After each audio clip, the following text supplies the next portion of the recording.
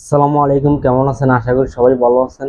তো আজকে আবার একটা নতুন ভিডিও নিয়ে আসলাম। আর বিশেষ করে যে আজকে আমি পেজ নিয়ে ভিডিও নিয়ে আসলাম, এর আগে আমি অ্যাভেলেবেল ভিডিওতে আসি নাই। আমাদের সময় এবং কাজের দক্ষতার কারণে আমাদের যে কাজের কোয়ালিটি, এখানে আপনারা তো পেজ নিয়ে আপনাদেরকে বোঝাইতেছে যে আপনারা সহজে বুঝতে পারবেন না। তো আগের সিস্টেমে আমরা বোঝানোর চেষ্টা করব। তো আজকে মূলত কারণ হচ্ছে যে যেহেতু আমরা কাজ করতে গেলে সবকিছু একটা নিয়ম, কাজ করার জন্য আমরা নিয়মকরণ মানার জন্য আজকে পেজ নিয়ে ভিডিও নিয়ে আসলাম।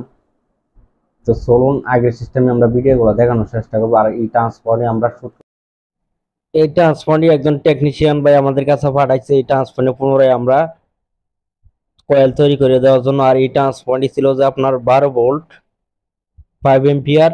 আর এই ট্রান্সফারটি আপনার চার্জ দিচ্ছে যে ব্যাটারিটা ছিল 12 ভোল্ট 30 এম্পিয়ার ব্যাটারি চার্জের জন্য ট্রান্সফারটি ছিল। তো সেম তারগুলাই আমরা খুলে চেক করছি, সেম তারই আমরা এই ট্রান্সফারটিতে ব্যবহার করব।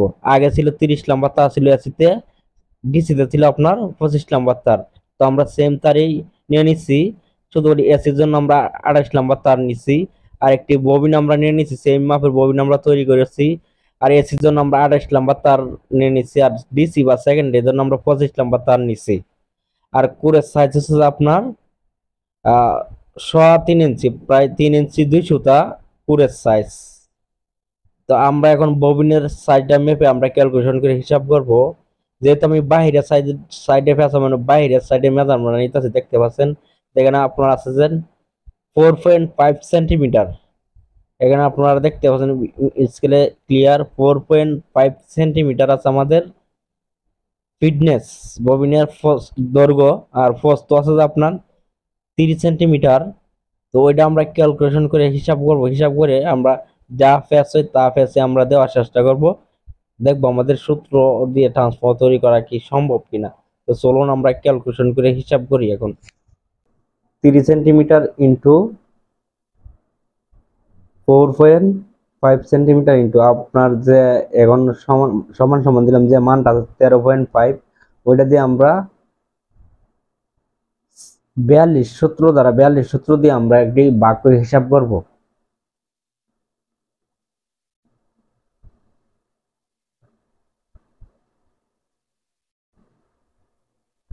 এখানে দেখেন 42 দিয়ে ভাগ দেওয়ার পর 13.5 যে আমরা ক্যালকুলেশন হিসাব করে পাইছিলাম আমাদের প্রতি ভোল্টেজের জন্য আমরা পাইছি যে আমরা 1 ভোল্টেজের জন্য আমরা 3টা ফেজ দিলে আমাদের 1 ভোল্টেজের জন্য ওকে হবে, মানে 3.11, মানে এক 1 ভোল্টেজের জন্য আমরা 11.2 ফেজ দিতে 1 ভোল্টের জন্য ওকে হবে। যেহেতু আমাদের লাইনের ভোল্টেজ 220 ভোল্ট, তো 220 ভোল্টের জন্য আমরা কত ফেজ দিতে হবে, তো সমান সমান দেওয়ার পরে আমরা ইন্টু দেব। ইন্টু দেওয়ার পরে আমরা এখন 220 ভোল্ট সিলেক্ট করব। সরি, এখানে 220 ভোল্ট সিলেক্ট করলাম। এখানে দেখতে পাচ্ছেন যে এখানে 684 পেজ, ধরেন না 685 পেজ। তো 685 পেজ দেবো আমরা এসিতে। তো 685 পেজ দেওয়ার পরে আমরা টেস্ট করবো যে আমাদের 685 পেজ দিয়ে আমাদের এসি লাইন ওকে কিনা। এই সূত্র দিয়ে আমাদের ট্রান্সফরমারের এসি লাইন ওকে কিনা তা আমরা টেস্ট করবো। এখন তো আমি যদি সেম প্রসেস ভাবে যদি আমি এখন 250 ভোল্টেজ সিলেক্ট করি, তাহলে আমার আস্তে আস্তে আপনার 777 প্রায় 778 পেজ দিলে আমাদের 250 ভোল্টের জন্য ওকে হবে। তা আমরা এই সূত্রগুলো ফলো করব, তাহলে আমরা প্র্যাকটিক্যালি দেখানোর চেষ্টা করবো যে আমরা এই সূত্রগুলো আসলে কিভাবে কাজ করে। তো ভিডিওটি অবশ্যই দেখতে যাবেন, তাহলে আশা করি বিষয়টা ক্লিয়ার হয়ে যাবে। আরেকটা বিষয় হচ্ছে যে আপনি আমার ইউটিউব চ্যানেলে অনেকগুলাই ট্রান্সফর্মার, আর আপনি আমাদের ইউটিউব চ্যানেলে অনেক ধরনের ট্রান্সফর্মার তৈরি করা ভিডিও আছে, সবগুলো ভিডিও যদি এক এক করে দেখেন তাহলে আপনি কোনো না কোনো প্রশ্নের উত্তর এই ভিডিওতে পেয়ে যাবেন। আর সব প্রশ্ন একই ভিডিওতে বিস্তারিত বলা সম্ভব না। তো আমাদের এই প্রত্যেকটি ভিডিওগুলো দেখে আসুন, তাহলে আশা করি আপনি সব কিছু প্রশ্নের উত্তর একটা না একটা আপনি পেয়ে যাবেন। মিটারে স্কেলটি আমি 0 করে নিচে নেওয়ার পরে আমি এখন 28 নাম্বার তার দিয়ে এক এক করে আমরা 685 ফেজ দেব। দেওয়ার পরে আমরা আবার টেস্ট করব। আর সেকেন্ডারি হিসাবটা আমরা এখন দেখাই নাই। সেকেন্ডারি হিসাবটা আমরা এসি লাইন আগে কনফার্ম করব, আমাদের এসিতে কয়টা ফেজ দিতে হবে। তারপর আমরা সেকেন্ডারি জন্য আমরা আবার হিসাব করব। তো অবশ্যই ভিডিওটি কন্টিনিউভাবে দেখতে তখন আশা করি বিষয়টা ক্লিয়ার হয়ে যাবেন। এগুলো আমরা দেওয়ার পর আমরা প্র্যাকটিক্যাল শেষ টেস্ট করব। আমরা কোরগুলা ফিনিশিং করে ঢোকানোর পর আমরা সিরিজ লাইনের মাধ্যমে টেস্ট করব, তাহলে বিষয়টা ক্লিয়ার হয়ে যাবেন। আর এই সূত্র দিয়ে ট্রান্সফর্মার তৈরি করা সম্ভব না, আবার কিছু কিছু ক্ষেত্রে সম্ভব আর কিছু কিছু ক্ষেত্রে সম্ভব না। আজকের ভিডিওটি যদি দেখেন তাহলে অবশ্যই ক্লিয়ার হয়ে যাবেন বিষয়টা।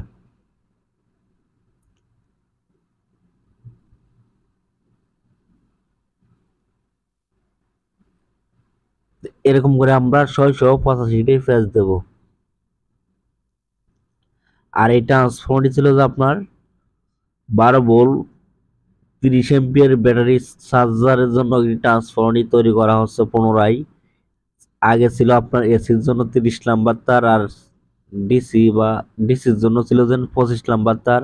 ডিসির জন্য আমি 25 নাম্বার তারই নিচ্ছি, আর যেহেতু আমার কাছে 30 নাম্বার তার নাই এই মুহূর্তে আমি 28 নাম্বার তার নিছি এসির জন্য। আর তারের গ্যাস সম্পর্কে যদি না জানেন তো অবশ্যই কমেন্ট করে জানবেন। তারের গ্যাস যদি আপনার নিচে যতটুকু আসবে ততটুকু তার মোটা হবে। যদি আপনি ধরেন 30 থেকে 29 আরেকটু মোটা, 29 থেকে 28 আরেকটু মোটা, এরকম করে। তা আমরা কিন্তু কথা বলতে বলতে 700 প্লাস ফেজ সংখ্যা দিয়ে দিচ্ছি। তো এখানে আমরা 685 দিয়ে নিয়ে যাবো। 685 রেখে আমরা কোরগুলা সুন্দর করে ফিনিশিং করে ঢোকানোর পরে আমরা টেস্ট করব আমাদের সূত্র অনুযায়ী যে ট্রান্সফর্মার এসিলেন ওকে কিনা। তো এখন আমরা 685 দিয়ে রাখবো।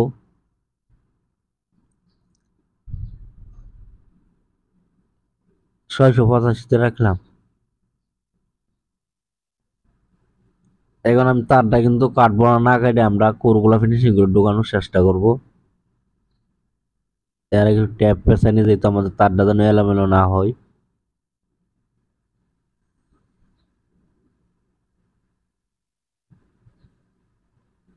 তখন তারগুলো মেশিন দিয়ে চুড়াই নিয়েছি, দেখতে পাচ্ছেন। এখন আমি তারটা কিন্তু কাটি নাই, ববিন থেকে তারটা এখনো কাটিনি, যেহেতু আমি ফাইনালি ভাবে ডিসিশন নিতে পারিনি আমাদের সিলিন্ডারের জন্য ওকে হয়েছে কিনা 685। তো এখন আমরা কোরগুলা সুন্দর করে ফিনিশিং করে ঢোকানোর পরে আমরা টেস্ট করব। আর কোরগুলো একদম বাজে কোর, আই কোরগুলা একটা কোর দিয়ে 2 ভাগ করা, এগুলা ট্রান্সফার কোরের মধ্যে তার বেশি লাগে। এই জন্য বলছি যে সূত্র দিয়ে ট্রান্সফার তৈরি করা কখনো মিলে না। তো এখন প্র্যাকটিক্যালি দেখতে পারবেন। তো এরকম করে আমরা কোরগুলা ঢোকাই নিচ্ছি। আপনারা দেখছেন যে কোরের ভাগ 2 ভাগের আই কোরগুলা। তো এখানে আমরা তার ইনসুলেশন গুলো চুড়াই নিয়ে আমরা লাইন দিতেছি, এসি লাইন দেবো। সিরিজ লাইনের মাধ্যমে 220 ভোল্ট এসি লাইন ইনপুট দিলাম।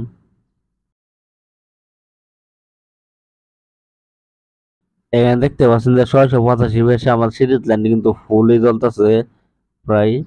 এই অবস্থা যদি আমি লাইন দিই তো আমাদের ট্রান্সফরমারটি জ্বলে যাওয়ার সম্ভাবনা খুবই বেশি। তো এই অবস্থা আমরা আউটপুট ভোল্টেজ আমরা ঠিকঠাক মতন পাবো না। তো তারগুলা খুলে এখন যেহেতু 685 দিয়েছিলাম, এখানে আমরা পেঁয়াজ সংখ্যা বাড়াবো। এখন আমরা প্রায় 1000 পেঁয়াজ দেবো, যেহেতু সিরিজ লাইন বেশি জ্বলে আমার আনুমানিক অনুযায়ী আমরা 1000 পেঁয়াজ দেবো।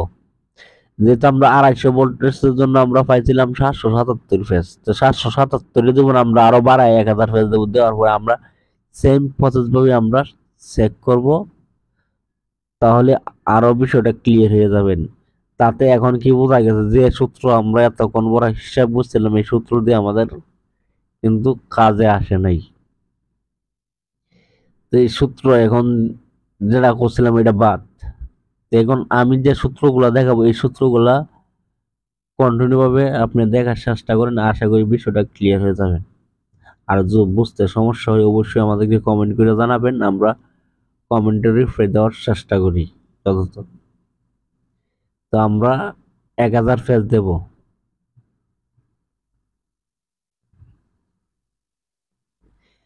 1000 পেজ আমি বরাবর রাখলাম, ঠিক আছে বন্ধুরা। 1000 পেজ রাখার পরে এখন আমি সেম প্রসেস ভাবে আমি কোরগুলা সুন্দর করে ফিনিশিং করে ঢোকানোর পরে আমি আবার একই সিস্টেমে চেক করব। যেহেতু আমার কোর ভালো না, কোর ভালো কারণ 1 নম্বর সিলিকন কোর থাকলে এতটা খাইতো না, আপনার 720 750 পেঁচা ওকে হয়ে যেত। যেহেতু কোরের সমস্যার কারণে আমাদের ফেরার সংখ্যা বেশি দিতে হইতেছে। যেখানে 700 750 দেওয়া লাগে, এখানে 1000 1100 দেওয়া লাগতে পারে। তো এখানে দেখতে পাচ্ছেন যে আমি ববিন থেকে যে তারটা আসলে এটা ইনসুলেশন হালকা করে চুড়াই নিতেছে, আর ওই পাশের তারটা তো আমি আগে চুড়াই নিছিলাম। তো এখন আমি আবার সাইড ডট লাইনের মাধ্যমে সিরিজ লাইনের মাধ্যমে আমি টেস্ট করব। এখন কিন্তু 1000 ফেজ দিয়েছি আমি, তারটা ভালো করে লাগতেছে না।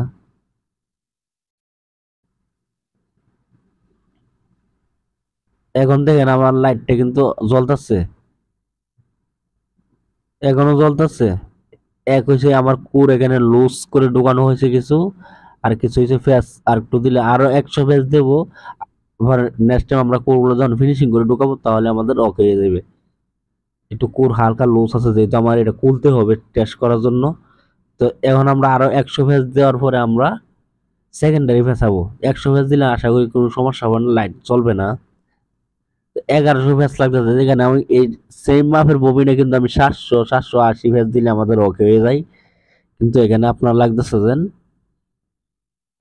1100 ফেস। কোর ভালো না, এই জন্য কোর 1 নাম্বার সিলিকন কোর হলে আপনার তার কম লাগে এসিতে ও সেকেন্ডারিতে।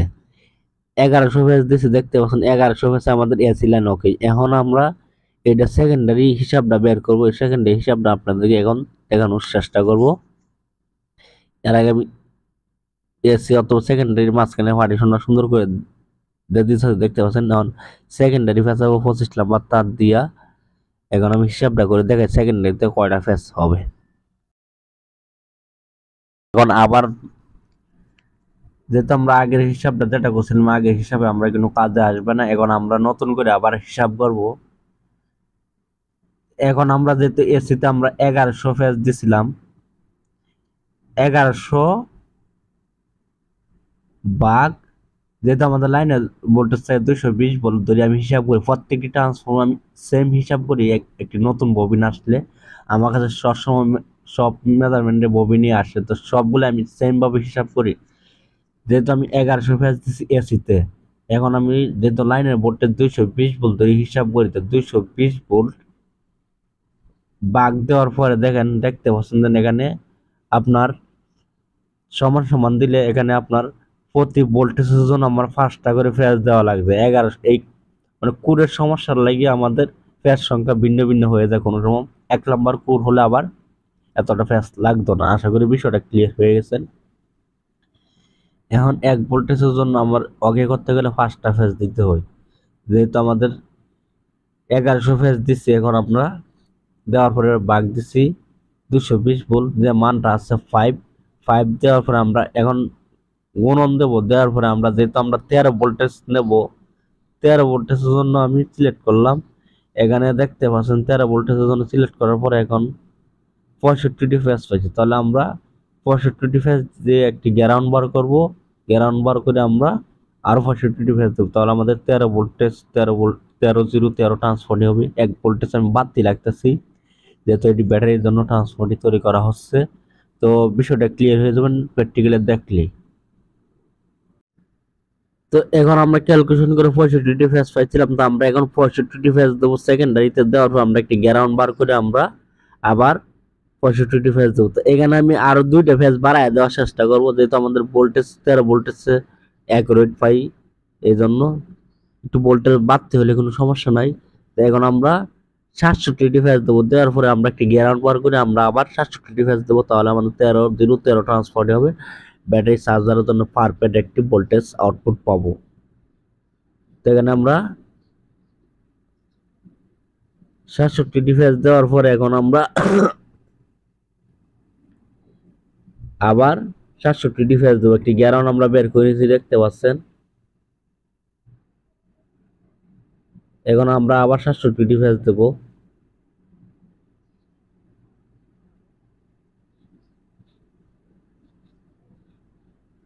দেওয়ার পর আমরা আপনাদের ডিজিটাল মিটার দিয়ে আমরা ভোল্টেজটা একদম আউটপুট কত হয়েছে তা মেপে দেখানোর চেষ্টা করবো। আমরা আবার 67টি ফেজ দিলাম, দেখতে পাচ্ছেন মিটার স্কেলে, মিশিংয়ের স্কেলে। দেওয়ার পরে এখন আমরা তারটা কেটে নেই।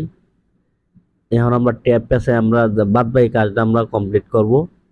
আমরা এখানে লাইন বার করতেছি, ডাইরেক্ট সরাসরি তার যেগুলো আছে এগুলো আমরা বের করে নিতেছি।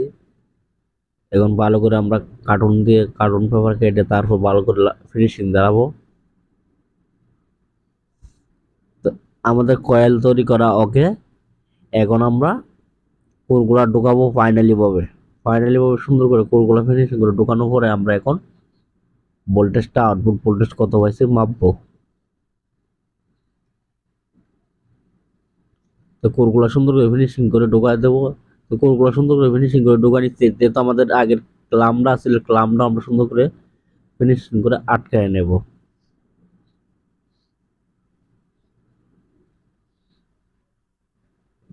ক্লামটা সুন্দর করে আটকায় নেব।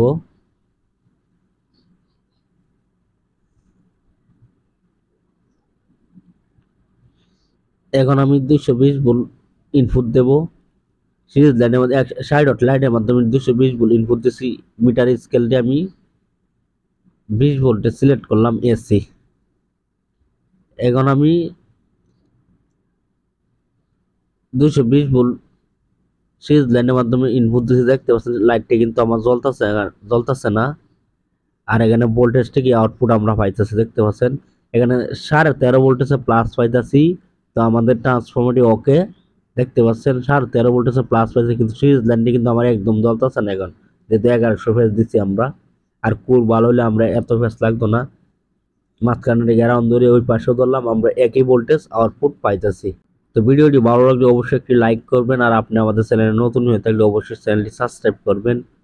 তো এতক্ষণ আমাদের সাথে থাকার জন্য সবাইকে অসংখ্য ধন্যবাদ। তো সবাই ভালো থাকবেন। আল্লাহ হাফেজ।